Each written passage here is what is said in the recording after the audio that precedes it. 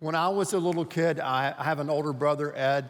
I also have a older brother, Cliff. But for many years, BC, before Cliff, it was simply Ed and I. And I can't tell you how much we look forward to anticipated Christmas.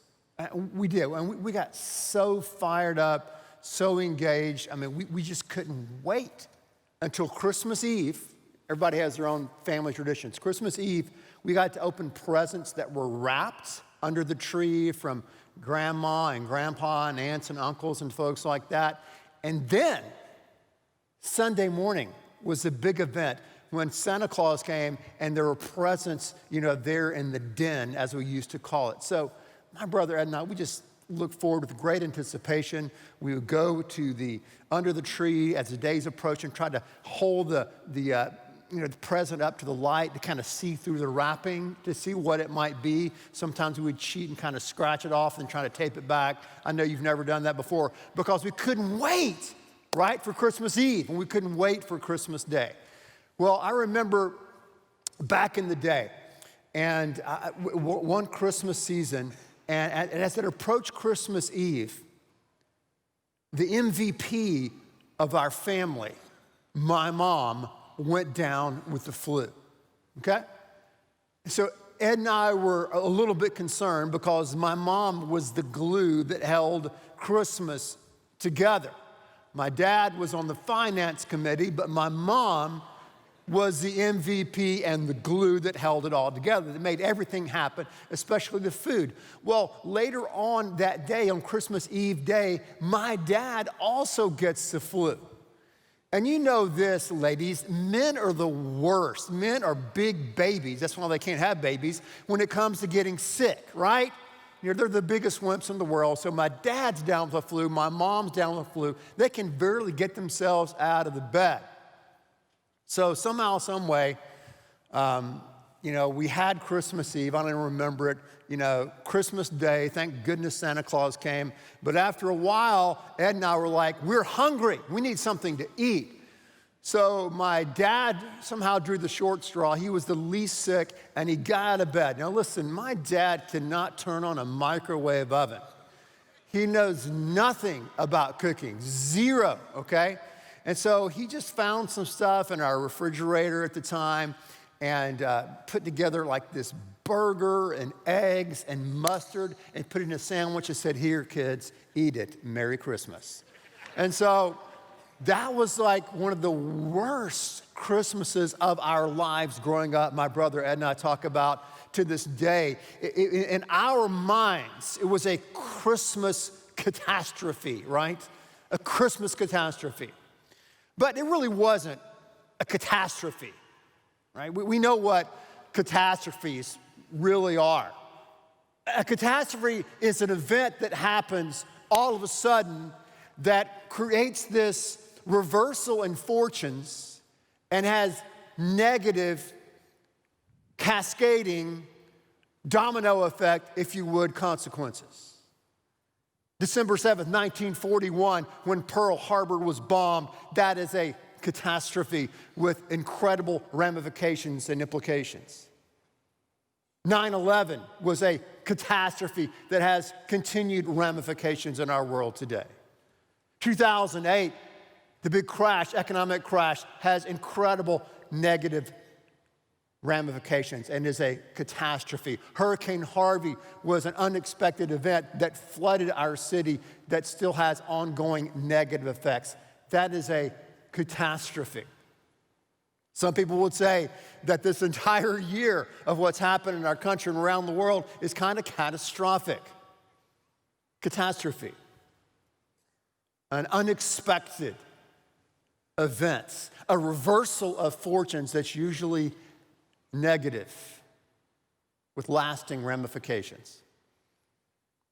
Now, there was a guy that lived many years ago that was a prolific author and professor at Oxford. His name was J.R.R. Tolkien. You've probably heard of Tolkien. He wrote the Lord of the Rings trilogy that was made into movies that was an absolute blockbuster. And Tolkien was an interesting guy, and he was a literary critic.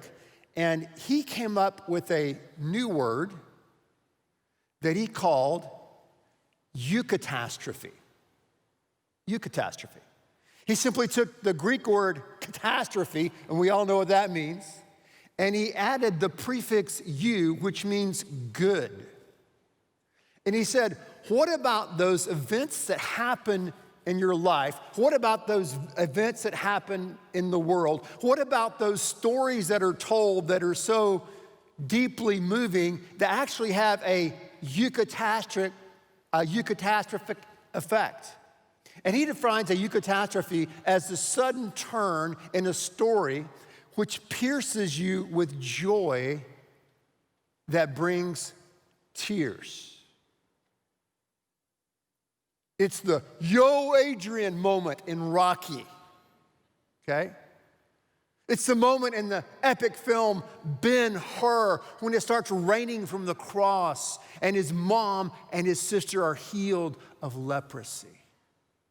It's that moment in that Hallmark movie when the man who you think is not going to come back comes back and all is happily ever after. That is a eucatastrophe, a sudden turn of events in a positive direction that brings a sense of joy and perhaps tears to your eyes. Tolkien said this. He said, the birth of Christ is the eucatastrophe of man's history. And the resurrection is the eucatastrophe of the story of the incarnation, the story that that this story begins and ends in joy. It is preeminently the inner consistency of reality. So Christmas is the grand eucatastrophe. When it seemed like all was lost for this little country of Israel that has been occupied and dominated. When all was lost by this simple couple named Mary and Joseph, God performs this incredible eucatastrophe, this reversal of fortunes as he enters into the muck and the mire of this world to bring us to him. And then the cross. When we think all is lost and it's over, our hero, our Savior has died, he's been crucified. You have the resurrection, you have Easter. This sudden reversal. And everything is changed. The story of Christmas, the story of Christ, is a story that begins and ends with joy. Joy. Look at Luke 2:10. It said, and the angel said to them, do not be afraid, for I bring you good news that will cause great joy for all people. The incarnation, God becoming a man, brought great joy to the world. And then look at Matthew 28:8. It said, so the women hurried away from the tomb. They went to see Jesus. It was empty. And they were afraid, yet filled with joy, and they ran to tell his disciples. The story of Christ, the story of Christmas, is a story that bookends. It begins with joy, and it ends with great joy. Joy. And that's why at Christmas time, we sing these songs of joy. And joy is a type of emotion. It's a type of a feeling that's almost transcendent, that's not necessarily contingent on the happenings and the circumstances of your life. When Jesus came into the world some 2,000 years ago, things were not right. Things were not good. It was a very difficult, dark time of suffering and pain for the people of God. They were expecting a warrior king, a political savior, but he enters into the world humbly through a manger, through a baby.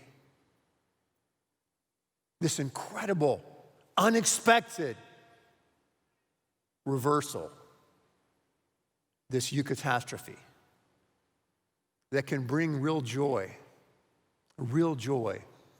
into our hearts and lives. My prayer for you this Christmas season is Psalm 126:5. It says, "Those who sow with tears will reap with songs of joy." Those who sow with tears will reap with songs of joy. My prayer for you is that God might bring a joyful turn in your life. He might do a profound work, a profound reversal in your life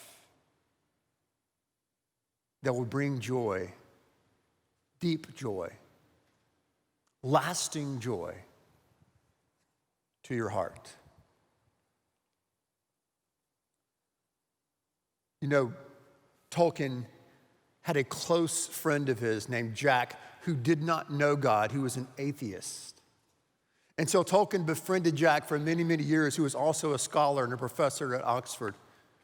And along the way, Tolkien started sharing with his friend Jack this concept of Eucatastrophe, and how all the great stories and all the great fairy tales and all the great myths and all the great religions contain some type of Eucatastrophe, this reversal for the good, where the hero at the last moment wins the day, and the sacrifice and the pain and the tears were worth it, and it brings in this type of everlasting joy.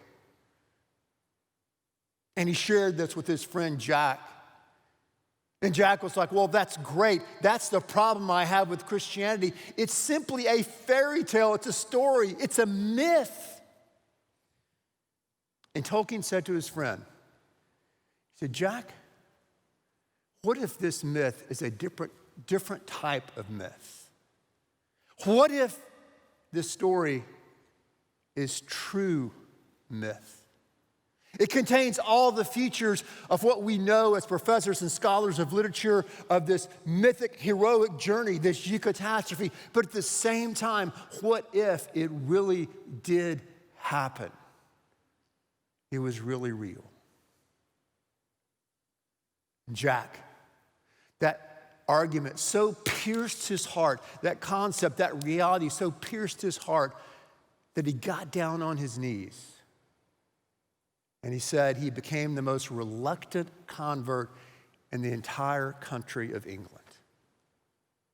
And Jack's real name, of course we know, is C.S. Lewis, who went on to become maybe the greatest defender of the Christian faith in the history of our religion. And he went on to write a book called Surprised by Joy. Surprised by joy. The longing that we have in our heart, the longing that we have for this unexpected Eucatastrophe, this reversal that will usher in the presence and power of God in our lives.